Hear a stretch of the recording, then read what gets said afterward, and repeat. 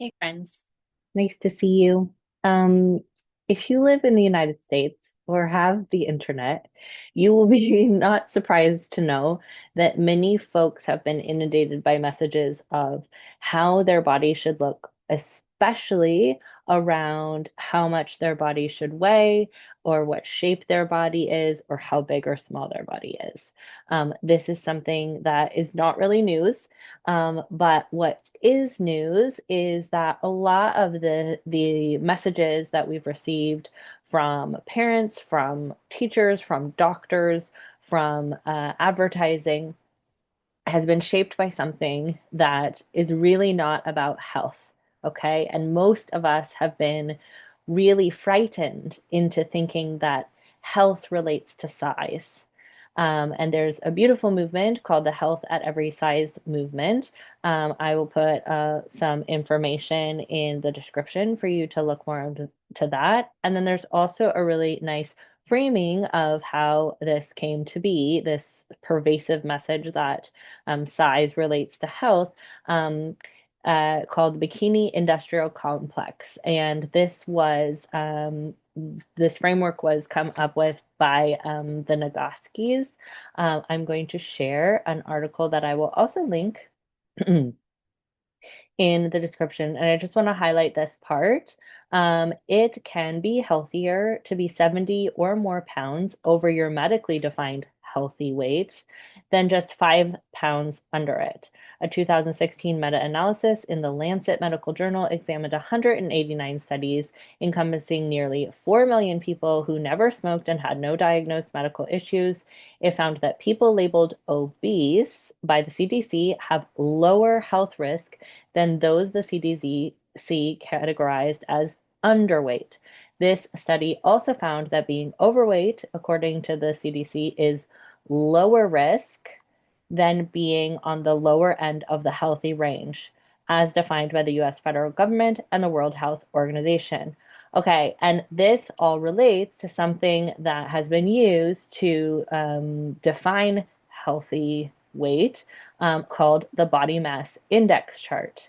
And this body mass index chart was created by a panel of 9 individuals, 7 of whom were employed by weight loss clinics and thus have an economic interest in encouraging use of their facilities.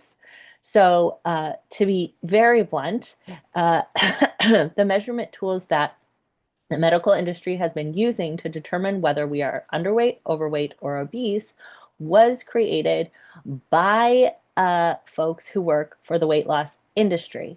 Okay. And when they studied over 4 million people, they found that those who are determined by that scale that was created by people for profit were overweight. They actually had a lower risk of long term health issues than those at the lower end of the healthy range. Okay, this article goes into much more information. These are the Nagaskis, very, very cool people, Emily and Amelia. They've got a great book called Burnout, a couple other books. Awesome people. But I just wanted to share a snippet of that and direct you to that information because when you consider the amount of physical and emotional distress, time, lack of resources that is spent on losing weight around the world, but especially in the United States, and especially by those assigned female at birth, it is really just it's a serious, taking a huge toll on the people that we love and on ourselves. And the amount of emotional distress that people experience around this is significant. And as somebody who does nervous system work, it is one of the main challenges is that people are not giving themselves consistent access to food because they are worried about being in a bigger size body because of all of this stuff that we have been literally sold by companies. And then it's been sold to us by the medical professionals. And there's a lot of mistreatment for people as a result who live in bigger bodies. And it is very difficult to support the nervous system if we're not eating regularly.